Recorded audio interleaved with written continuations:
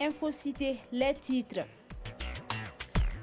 À l'entame de ce journal, nous nous rendons au grand marché de Médine-Koura, encore appelé Sougouninkura, un marché reconnu pour le commerce des condiments en gros et en détail. Fatoumata Keita nous présentera le marché de Sougouninkura dans toute sa diversité. Direction Ségou pour découvrir les temps forts de la clôture du festival sur le Niger. La grande scène d'Amonzon a vibré au rythme des sonorités mandinques et autres, nous dit Benoro Fofana.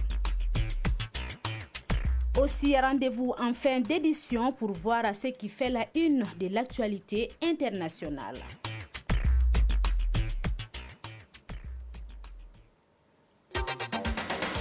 Mesdames, Messieurs, bonjour et bienvenue aux informations. À la présentation, Yara Damili. Et cette nouvelle, malgré les contraintes budgétaires et la crise énergétique, le centre hospitalier universitaire Professeur Bokar Sidi Salah de Kati a pu réaliser la majeure partie de ses activités, plus de 96% pour les consultations et les interventions chirurgicales et plus de 100% pour les hospitalisations et examens d'imagerie médicale. C'est ce qui ressort de la 52e session ordinaire de son conseil d'administration.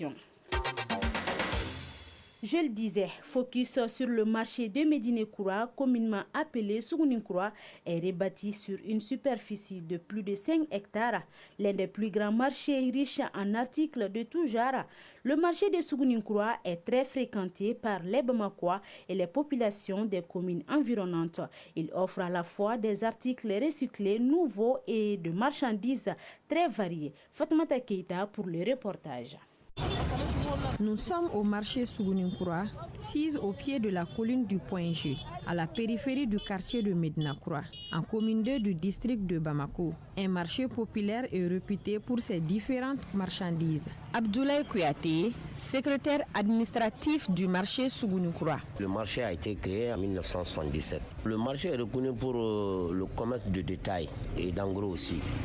La base même, c'est les condiments, les céréales. Il y a les pièces auto, il y a les pièces moto, il y a la poissonnerie, il y a la boucherie et il y a la friperie aussi. Le marché a été transféré au rond-point du Raïda jusqu'ici. Donc dans le temps, ça pouvait y aller jusqu'à plus de 11 hectares. Mais à l'heure où nous sommes, donc le peu qui reste, c'est à l'intérieur même du marché qui peut aller jusqu'à peu près 5 hectares. Une situation que regrette Abdoulaye Kouyaté, secrétaire administratif du marché Sougouninkura. Il n'y a plus d'accès parce que tout a été vendu. Sinon, dans le temps, il y avait à peu près 7 grandes routes qui traversent le marché du sud en est, de l'ouest au nord. Les voitures pouvaient rentrer et sortir sans difficulté. Le marché Sougouninkura est un lieu de gagne-pain. Baba Diara, vendeur d'oignons et de pommes de terre. Je suis ici, ça vaut maintenant 10 ans. J'arrive à subvenir aux besoins de ma famille, c'est le plus important. Sougouninkura est un espace fréquenté du jour au jour. Et pour ça, il doit offrir une garantie de sécurité aux personnes et à leurs biens. Maïmouna Koulibaly, vendeuse de légumes. Il y a des bandits qui agressent les femmes à l'aube. Même l'autre jour, il y a une qui s'est fait agresser. Elle a été blessée.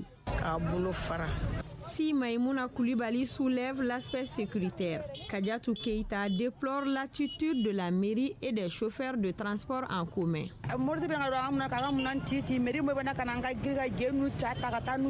Nous sommes sous la menace croissante des chauffeurs et des agents de la mairie, car les derniers ramassent nos marchandises et les chauffeurs roulent dessus à longueur de journée. La différence des prix entre les marchandises de Sougouninkura et les autres marchés fait qu'il est très sollicité. Madame Keita Adaman Diallo, cliente. Je quitte Badjalan pour venir acheter dans ce marché, car les condiments sont moins chers, contrairement aux autres marchés. Cependant, il faut le dire, le marché Sougouninkura est un espace de commerce essentiel pour Bamako et toute sa population. clôture ce week-end à la Fondation Sékou Art le festival sur le Niger à travers un concert géant. Dans un décor remarquable, sous des milliers de lumières reluisantes, le grand concert du festival sur le Niger, édition 2025, a vu la participation des artistes de renom du Mali et d'ailleurs. La grande scène d'Amazon a vibré au rythme des sonorités mandinka et autres. L'artiste guinéen Sekouba Bambino et plusieurs autres ont pris part à ces spectacles offerts aux festivaliers. Benogo Fofana a suivi ce concert inédit pour la 2.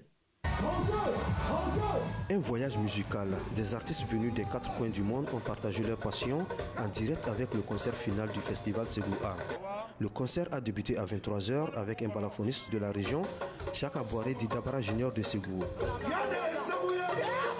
Celui-ci a cédé la scène au couple légendaire de la musique malienne. Il s'agit d'Amadou et Mariam pour une prestation émouvante.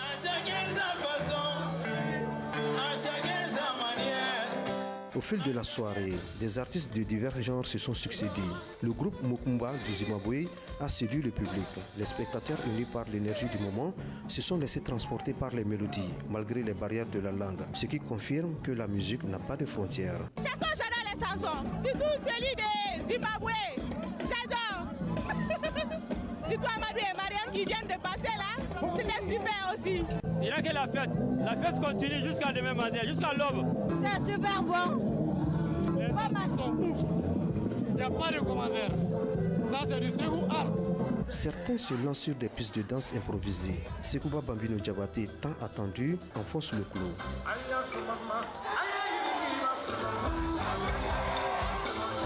La tension monte avec la musique, créant une atmosphère magique qui marque la conclusion du festival. Le public acclame et applaudit avec ferveur, rendant hommage aux artistes qui ont offert une soirée exceptionnelle. Amadou et Mariam, artistes et chanteurs maliens. Cette année déclarée année de la culture, le fait d'être là, ça nous a fait plaisir. On remercie le gouvernement malien et l'équipe du festival. On est très bien contents. Le public c'était bien, le public était chaud, ils ont applaudi, ils ont chanté avec nous vraiment, c'est ce qu'on veut. Donc vraiment c'était bien. Sekouba Bambino Diabaté, artiste chanteur de la Guinée. On leur dit merci, nous sommes très contents. Je demande au Tout-Puissant qu'il y ait la paix dans le monde entier, qu'il y ait la paix au Mali, qu'il y ait un autre pays aujourd'hui. Parce que s'il n'y a pas la paix au Mali, il n'y aura pas la paix en Guinée, il n'y aura pas la paix en Afrique même. C'est le grand Mali, c'est l'Empire du Mali. Un voyage inoubliable. Le festival a été une célébration de la diversité, de la créativité et de l'unité. Ce concert de clôture en est le témoignage éclatant.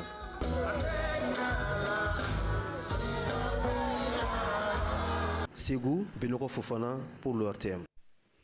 Un autre concert dans ce journal. Dans la soirée du samedi au dimanche, l'artiste Pamela Badjengo était en concert live à l'Institut français du Mali. L'artiste qui a démarré sa carrière musicale ici au Mali a donc exprimé sa reconnaissance au public malien. Plusieurs mélomanes de la capitale étaient présents pour la circonstance. Les temps forts de la soirée avec Oumar Enza Traoré. La musicienne, chanteuse et compositrice gabonaise Pamela Badjengo a, à travers ce concert en live, livré de belles notes musicales au public bamakois. Elle, qui a démarré sa carrière musicale ici au Mali, retourne à Bamako après 6 ans d'absence pour ce spectacle inédit. La chanteuse adoptive du Mali ne cache pas sa satisfaction au sortir de ce concert. Je vais revenir plus souvent parce que les 6 dernières années, j'étais partie pour me chercher. Une vraie Toumgralke quoi. Et maintenant je suis de retour. Je suis très heureuse. Ça faisait 6 ans que je n'étais pas revenue au Mali. C'est au Mali que j'ai commencé ma carrière et j'avais un peu peur. Je ne savais pas si les gens allaient sortir. Et là vraiment les gens sont sortis donc je suis tellement heureuse. Le Mali, mon pays d'adoption, même toujours, donc je suis contente. Au-delà des fans, des artistes maliens sont sortis nombreux pour apporter un soutien inconditionnel à Pamela Badjengo. Mahamadou Dambélé Didabara, artiste. Pamela et moi, nous nous sommes connus à travers l'émission Gaz Sanga. Après cette émission, nous sommes restés amis. Elle a des caractères d'une vraie malienne. Pamela m'associe à tous ses projets. Samuel Fegou, chorégraphe. On est là pour le concert de Pamela Badjengo qui se passe actuellement à l'Institut français de Bamako. Et quand on est content, on est comment? Nyamaku? Nyamaku? Allez. Elisabeth van den Acker, spectatrice. Moi, je viens de l'Europe, je suis allemande. Continuer à essayer de mettre aussi les différentes cultures ensemble. Ce soir, il y a eu une chanson que j'ai presque, que les larmes sont presque venues, parce que je pense que nous n'avons pas compris en Europe c'est quoi l'Afrique. Ce concert de Pamela Badiego est un avant-goût d'un nouvel album dont l'intitulé est Tunkan. À présent, le tour d'horizon de l'actualité internationale. Et oui, Khadija Traoré avec moi dans ce studio pour le tour de l'actualité hors de nos frontières. Bonjour Khadija. Bonjour Yara. RDC, le gel de l'aide américaine, une décision aux conséquences particulièrement lourdes. Alors que 70% de l'aide humanitaire qui lui est versée provient des États-Unis, la RDC est l'un des pays chez qui la récente décision prise par Donald Trump de geler les fonds américains destinés au développement se fait le plus durement sentir, notamment dans l'Est en proie à un violent conflit. Pour les ONG congolaises qui en dépendent, le coût est rude et leur mise à l'arrêt obligatoire est très difficile à accepter. Au Gabon, des appels à la candidature du général Olengi Nguema pour la présidentielle du mois d'avril prochain.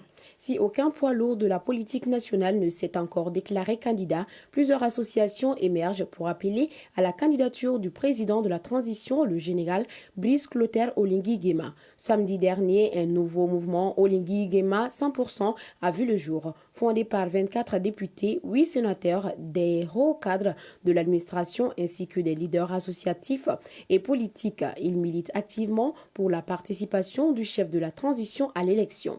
Yara, dans le grand sud malgache, l'arrivée de l'électricité transforme la vie nocturne d'un village. Et oui, depuis l'arrivée de l'électricité solaire en 2021, le village de Mangili, dans le sud-ouest de Madagascar, s'est transformé. L'éclairage public a renforcé la sécurité, tandis que l'accès à l'électricité a stimulé une économie nocturne florissante, portée par Bara karaoké et concerts. Devenue une destination brisée des touristes, Mangili illustre le potentiel de l'énergie solaire dans une région encore en quête de reconnaissance. Et c'est tout pour l'actualité internationale. Merci Khadija. Je t'en prie.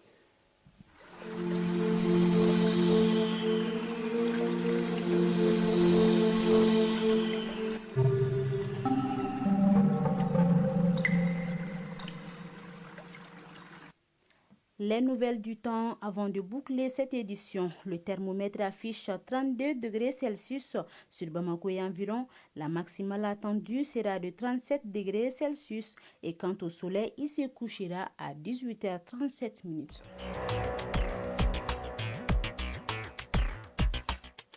C'est tout pour ces 12 heures. J'ai eu le plaisir de vous le présenter. Je suis Yara Damele. La réalisation a été assurée par Adam Kone et Assitan Djakite. Mise en onde Malik Kansaya. Mise en ligne Mohamed Koulibaly. Coordination éditoriale Seydou Traoré et Jefa Djara. Tout de suite, le journal des sports avec Awaka Misoko et Moussa Djabati. D'ici là, bonne suite de programme sur la FM Leader de Bamako. La chaîne de 24 heures sur 24, la 95.2 à votre service.